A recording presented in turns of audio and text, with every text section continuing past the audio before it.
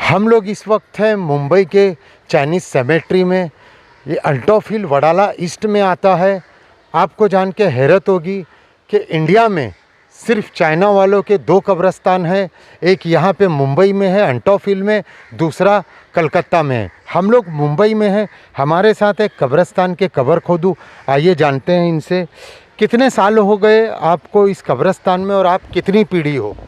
हम लोग को करीबन 130 साल हो गए और ये हमारी चौथी पीढ़ी है। और यहाँ पे जितने भी हम लोग सब सर्विस में ही है। हाँ।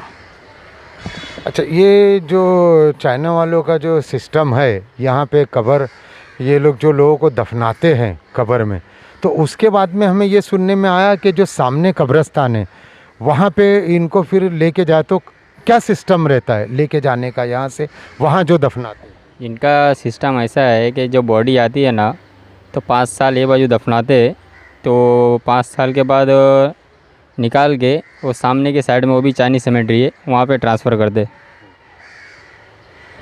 जो दफनाते हैं तो उसमें किस तरह से बॉक्स वगैरह में दफनाते हैं, क्या सिस्टम रहता है? हाँ, बॉक्स का ही सिस्टम है। जो पेटी डालते हैं ना, उस हिसाब से ही इसमें डाला जाता है। हाँ। अच्छा, 5 साल बाद जब बॉडी निकाली जाती है तो उसमें ये लोग क्या क्या मतलब सिस्टम से आपको डॉक्यूमेंट ला के दिखाते, फिर आप बॉडी वहाँ ले जाते, तो बॉडी में आपको क्या पार्ट्स दिखते हैं? सबसे पहला तो हमको एक एप्लीकेशन लिख के देना पड़ता है हमारे इसमें माटुंगा ऑफिस में।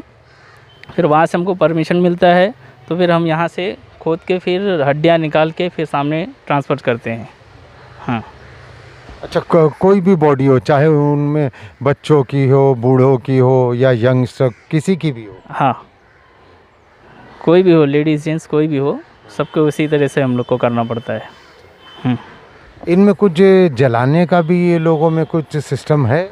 जी हाँ, ये लोग में जलाते भी है, दफनाते भी है। क्यों, इसमें क्रिश्चियन भी होते, हर जात के कौम है चाइनीज़ में, तो इसमें हर सिस्टम से सब तरीके से करते हैं। दफनाते भी है, जलाते भी है, इसमें हर तरीके से करते हैं। यहाँ तो हम अभी आपको सामने कब्रिस्तान में ले जाएंगे, आइए चलते। अब वहाँ पे आपको दिखाते चल के कि 5 साल यहाँ होने के बाद में वहाँ पे फिर जाया जाता है। चलिए देखते हैं सामने के कब्रिस्तान में। जस्ट इस कब्रिस्तान के सामने ही एक और कब्रिस्तान है, वहाँ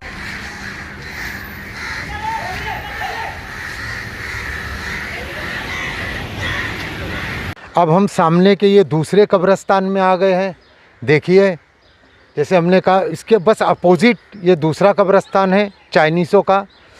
आपका नाम बताइए और ये बताइए, वहाँ से जो 5 साल रखने के बाद, जैसे आपके भाई ने बताया कि यहाँ पे दफनाया जाता है, तो यहाँ पे क्या विधि होती है, यहाँ क्या सिस्टम होता है? पहले आपका नाम बताइए। मेरा नाम मोहम्मद इस्माइल शाह है और मेरे दादा के ज़माने से हम लोग यहाँ पे देख रेख करते हैं और अभी भी हम लोग सब भाई लोग मिलके सब देख रेख करते हैं।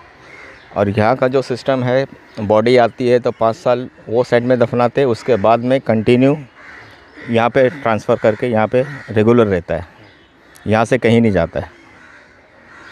यहाँ से फिर निकाला नहीं जाता, बॉडी डिस्टर्ब नहीं की जाती? यहाँ से बॉडी डिस्टर्ब नहीं की जाती है, ये फिक्स है। 5 साल में वहाँ से जब बॉडी निकलती है तो वहाँ पे से बॉडी के क्या क्या पार्ट्स निकलते हैं वो बताइए ज़रा। वहाँ पे जो बॉडी निकलती है, जो बदन की हड्डी रहती है, सिर्फ हड्डी को ही यहाँ पे मटके में करके दफनाते हैं और इसकी एक समाधि बना देते हैं।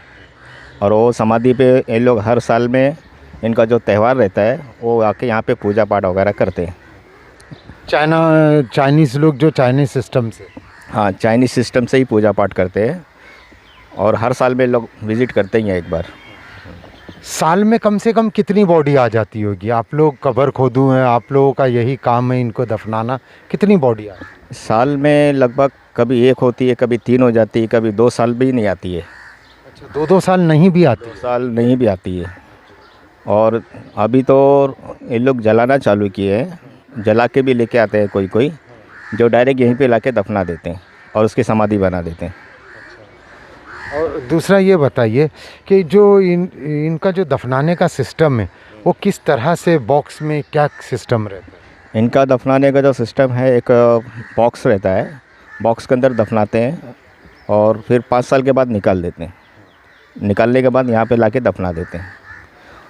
आप लोगों को रहने के लिए यहीं पे आपकी फैमिली को रूम दिया गया है? जी हाँ, हम लोग सब भाई लोग यहीं पे रहते हैं और यहीं की देख रेख करते हैं और हमको महीने का 300 रुपया तनख्वाह देते हैं। एक महीने का 300? 300 इनको सैलरी मिलती है। सैलरी आप लोगों को कहाँ से मिलती है? सैलरी जो ट्रस्ट है, ट्रस्ट से मिलती है हमको, चाइनीज़ ट्रस्ट। ये ट्रस्ट का ऑफिस कहाँ पे है यहाँ बॉम्बे में?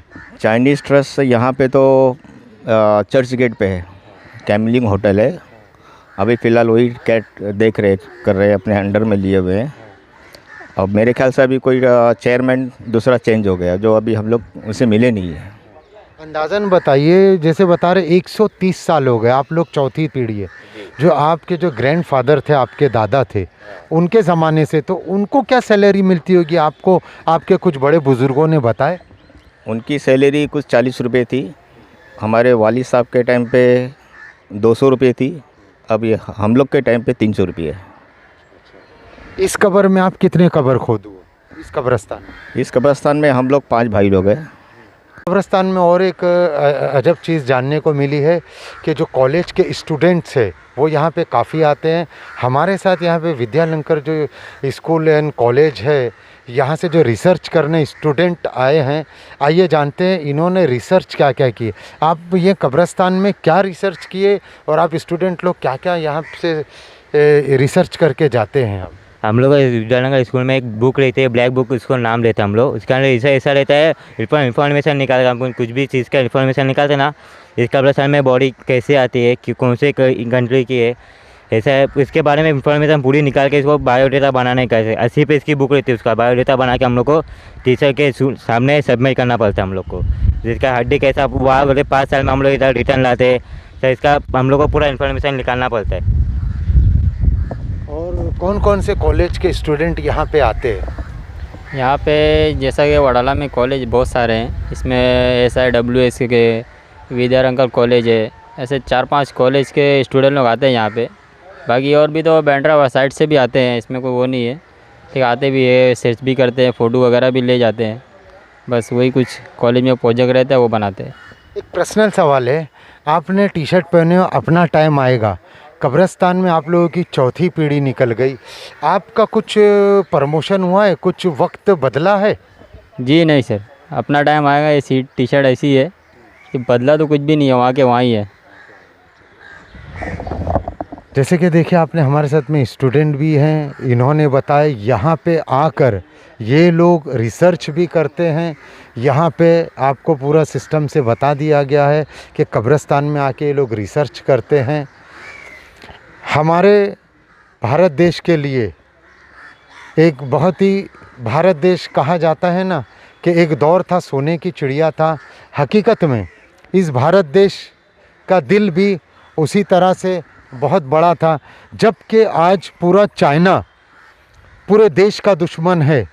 भारत देश ने भी आज चाइना के सारे जो भी प्रोडक्ट है 59 तो आपने देखे होंगे, जो देश भी चाइना का पूरी तरह से दुश्मन बन चुका है। जिस तरह से चाइना ने भारत देश की ज़मीन कब्ज़ा किया और भारत देश के जो सिपाही थे, जो मिलिट्री जवान थे, उनके ऊपर हमला किया। लेकिन आज ये हमारा देश इतना दिलदार देश है, भारत देश ये वही देश है कि आज इसने अपनी ज़मीन पे चाइना वालों को एक ये ज़मीन दे रखी है, जो कि ये मुंबई में है, अंटॉफ हिल में 2 कब्रिस्तान है, एक यहाँ है, एक वो सामने है, दूसरा एक कलकत्ता में है। ये है भारत देश की शान। भारत देश बस का भारतीयों का यही कहना है कि मज़हब नहीं सिखाता आपस में बैर रखना, हिंदी है वतन है, हिंदोस्तां हमारा। चलिए आगे फिर और किसी रिपोर्ट से आपसे मुलाकात करेंगे। खबर आपकी रहेगी, नज़र हमारी रहेगी। कैमरामैन शेख के साथ मुंबई से साजिद कुरैशी, एडिटर सुप्रिया टाइम्स।